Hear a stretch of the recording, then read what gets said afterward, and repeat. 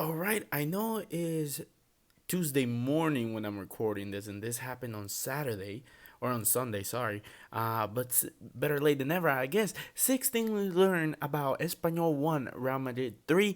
I really need to get an editor, but of course I'm a small channel. Eventually, I will afford it eventually, but at the moment, you guys are gonna get this content when I'm able to put it out, and I appreciate you guys being so patient and everything with me.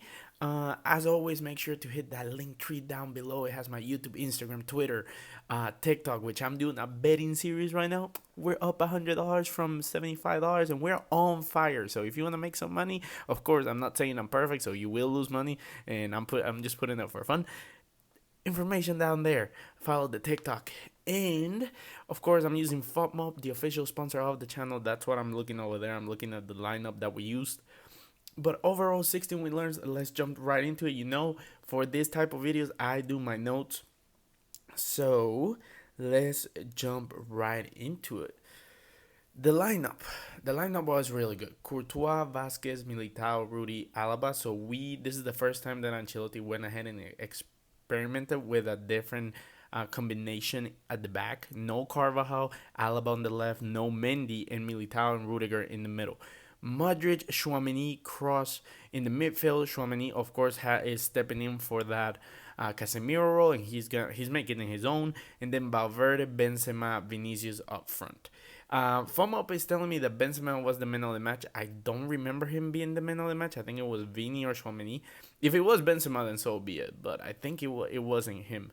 But overall, it was a good selection. It was a very hard game. It always is against Espanyol. And the 3-1 is deceiving just because if you didn't watch the game, Espanyol got a red card at the very end, like legitimate, like 2 minutes or like 1 minute left on the game, and they didn't have subs, so they had to put one of their outfield players on goal. So Benzema, even though he says he got 2 goals, I'm just gonna say he got the one, because even though you have to score a free kick, the goalkeeper, once it was an outfield player, he didn't even dive. Like the shot was very savable for even a goalkeeper from like the reserves. So I'm gonna say he got the one goal, and that's why I don't really believe that he should have been the man of the match. But we both.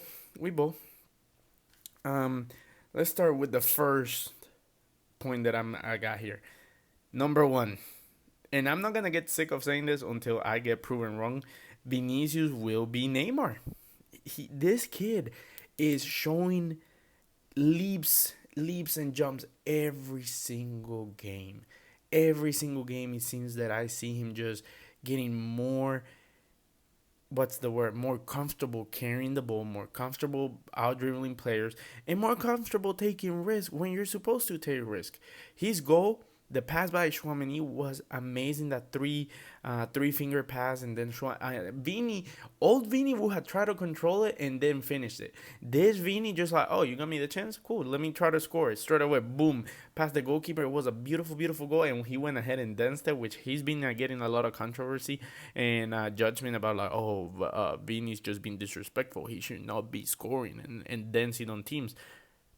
Do you guys forget Neymar, Dani Alves, and all of them just used to dance like crazy whenever they scored? So I don't understand it. But Vini will be if we don't get like a Haaland, I don't want Mbappe, but if we don't get a player of that caliber, Vinicius will be our man.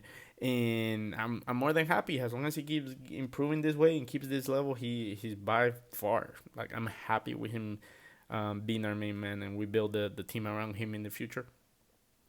Number two, Chouameni is Casemiro with passing. Chouameni is really, really getting comfortable in that CDM role. Of course, I will always say this. He's a more aesthetically pleasing or a more technical version of Casemiro. Casemiro was a monster in the sense that, like, he was the best DM in destruction of the build-up of the other team. And that's why in my mind, if you want a DM, you want a Casemiro. Meanwhile, if you want the build up, you always take the Busquets. That's why I said that both of them are the best DMs in history of all time, regardless, depending what role you're looking for. But Chouameni is kind of like a combination of both. He has the destructive side of Casemiro, but not at his level, which is a compliment. But he also has the build up and the passing of Busquets, which is a compliment as well. he's like a little hybrid. And overall, we see the more he gets comfortable, and as long as he has backing in the back, which is always like why Casemiro was so important for us. As long as he has a decent partnership behind him, he will exceed and he will recover the balls and he will do those plays. And he proved him the carrying of the ball. He's so comfortable. I knew this kid. I've been following him since his Monaco time, and I knew he was really good with the ball. And he's just showcasing it now with the likes of Modric and Kroos in front of him, and Valverde and Vinicius and Benzema just doing it in front of him. He's just having a fun time, and he's gonna be there for a long time. If he can stay there for the 9 years that we got casting, he just becomes just as successful. I can see him being a legend at Madrid. The defense still needs to be Mendy, Alaba, Millie, and Carvajal. I like Rudiger a lot. He's so funny. There was one sprint that he just randomly took off. It was a counter, and bro, like he was running, he was jogging, right?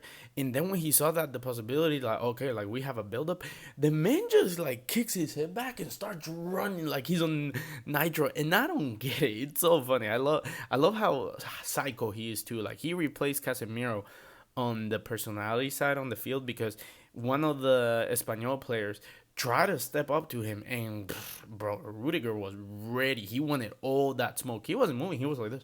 Yo, what's up? What's up? Like just like he opens his eyes so wide, like it's scary, but he's funny. Like dude, like I don't know.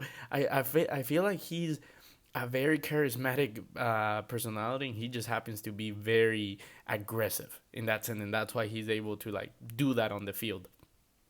But overall, when it came down to the performance, I still see Carvajal as our right back. We need a new right back. Vasquez, he's a Madridista through and through.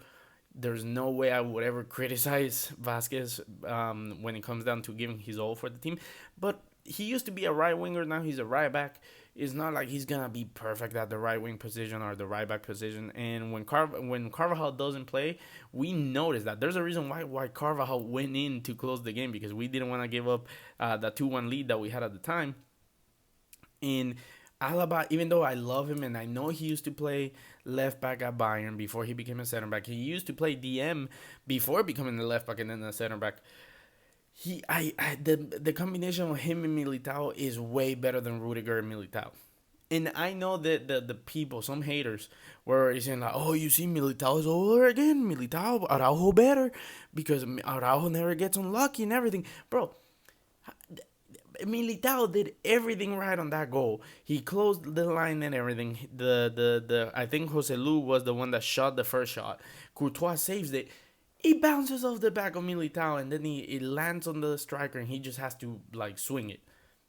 Like what else do you want Militao to do? Do you really want him to just be like, oh, it's bouncing off my back. Let me just freaking move somehow and it's just gonna work? No, no. Like he just happens to get unlucky. He had a fantastic game, and just because he got involved with the goal doesn't mean that he was the one at fault. Like he's just happened to get extremely unlucky sometimes. Do I think this defense is competent? Maybe with Carvajal on the right, we could definitely see it. I do feel like Mendy is a player that we cannot take for granted. Mendy, he will be our left back for the next, I feel like the next 7 years to come because he's that good. So we better not just stop his growth to have Rudiger as a center back instead of Alaba. And everything. And also, you don't want to sacrifice Militao because Militao is only like, what, 21, 22? So, as well, you don't want to sit him for Rudiger or Alaba when they're both aging players. Yeah, they might be in their prime, even though Rudiger, you could make that argument, or Alaba, but they're all learning meanwhile Militao, or they're all aging meanwhile Militao is entering his prime. So, we need to nurture that to make sure that he keeps that level and learns more and gets to practice it a lot. So, I would rather have Carvajal, Militao, Alaba, Mendy. But for these type of games, it makes sense that Ancelotti did it. But like the more I look at it, the more I want the back four to still be our back four. Number 4, and this is very important. Rodrigo, when he went in, it reminds us why he's so important, or why it's so important to have an attacking player at right wing. Because even though this is not no criticism to Valverde, Valverde is not a right winger. He's a center mid or a C or a cam or a DM. He's all over the place, but like he is a central player at the end of the day. And the fact that Rodrigo went in, and that side just started crumbling, and he got the assist. Just tells you everything. We need a attacking profile player on the right wing position, and the fact that Rodrigo is only 20 or 21, it just makes sense that we want to nurture him. And now that he's back in injury, I could definitely see Rodrigo take that right wing position from Valverde, and Valverde going down to the midfield. And now, then we start talking about like, okay, Modric, you're getting kind of old. Let Valverde play this game. Hey, Cross, you're kind of slow. Your legs need to get. They're not recovering as much as fast as they used to, and we have games pretty much every 4 days. Let Valverde play this game, or hey, Ceballos from the bench. Ceballos was fantastic, by the way. He's not crazy. Like I always say, Ceballos is not crazy good in the sense that that I want him to be a starter at Madrid. But as a bench player, as long as he doesn't complain, he's really good. And same thing with Camavinga. Camavinga, Valverde, and Chouameni will be the midfield for the next 10 years once Modric and Kroos retire, or once they leave, if they do leave, if they decide to not retire with Madrid. But Rodrigo has to go to the right wing, and that brings me to my next topic. Ancelotti needs backup. He needs backing, because the fact that this whole window has gone, we've seen Manchester United spend money on Casemiro, Anthony today for 100 million, and then who was the other one that they bought? They bought a goalkeeper, Dubravka or whatever from Newcastle, and they bought somebody else that I can just not. Oh, Lisandro Martinez. They're in the Europa League. They're just splashing money like crazy. Of course, Prem money is different, of course, because of deals and the fact that like they have owners and everything. Meanwhile, Spain, Madrid, Barcelona, all of them, they have the fans being co-owners, and then the presidents and everything. Blah blah blah. But Chelsea spending money on Cucurella and everything. Meanwhile, our asses, yes, we spend 100 million on Chouameni, but then we sell our DM, our best DM, for 70. And after all is said and done, after bonuses, we might even cover the full amount that we pay for Chouameni. So that's written off. Rudiger was a free agent.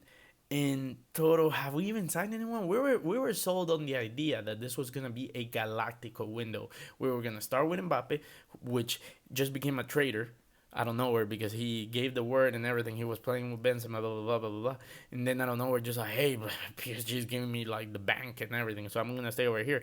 That distracted us from that. Then in the time that we were focused on signing Mbappe, we stopped focusing on Haaland. Haaland was like, well, you guys are definitely one for Mbappe, and you guys haven't even reached me out until he goes out. So I'm gonna go to Guardiola right here, who wants the money already. But I have a release clause in my contract just in case, in like 2 years you wanna buy me.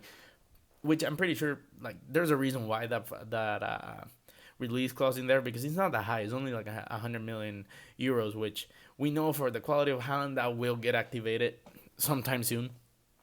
But the fact that we don't have any backing on the attack, we are like, oh, Hazard is a brand new signing now that like he doesn't have the plate on his ankle and he's gonna be able to survive it. Blah blah blah. No, he's still Hazard. He's still a good quality bench player, but he's not the player that he used to be 3 years ago that we were sold on it. He's not coming back. Like I said, I still have patience and I still trust that he will be at least 75% of like that Hazard, but that's still that Hazard is more unlikely that comes back than anything. So we need a backup. We need an Nkunku. We need a Timo Werner. We need a Kai Havertz. We need a Joao Felix. Who else? Who else is available? I'm spinning off the dome. What's the name from the Leipzig guy, the Croatian or Bulgarian Hungarian guy? He's really good. Any attacking player, even Joselu is really good. Or Borja Mayoral, I've seen a lot of people, or Marco de Tomas, I forget his name, but a lot of people on my TikTok have been saying like, just bring him back. Like he's on loan or he has a buyback option. We need those type of players because guess what? Mariano can suck a big fat dick because he won't do shit, and Mariano is just there to get a paycheck and then leave, which he probably will after this season if his contract doesn't get terminated. So we need an attacking backup. We need a striker like Morata. Holy shit, like Morata at this point, even though I hate that guy because he goes from Barcelona, he goes to Juventus, to Madrid, Atletico Madrid, to Chelsea, then back to us. I'm pretty sure it's money laundering, but Morata, just to have him on the bench and come at halftime or on the 70 minutes just to let Benzema just relax, I will take it. I will take it in a freaking beat. And that was actually a part of five and six on my topics. Is Benzema needs a backup, because Benzema, he looked tired. Like I said, he got 2 goals. He should have had a hat trick if we really want to deep it, because the goal that he scored first was offside by like his toe. So I'm glad VAR exists, because I hate it when play like teams will score on us and it turns out that it was a little offside, but it's still offside. So I'm always gonna support VAR in the sense, just like, hey, as long as you do it to them, you can do it to us. I don't care. And he should have had a hat trick if we want to deep it, that like maybe like in the old times, like the linesman or the referee wouldn't have noticed that. But I don't really care. We still won through one. But he looked tired. He looked out of place. He looked like he needed a breather.